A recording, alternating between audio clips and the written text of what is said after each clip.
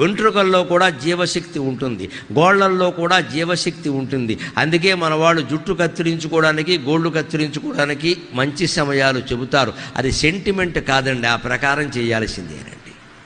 పైగా తీసిన గోళ్ళు కానీ కత్తిరించిన వెంట్రుకలు కానీ ఎక్కడ పడితే అక్కడ పారేయకూడదు. వాటిలో 24 గంటలు జీవశక్తి ఉంటుంది.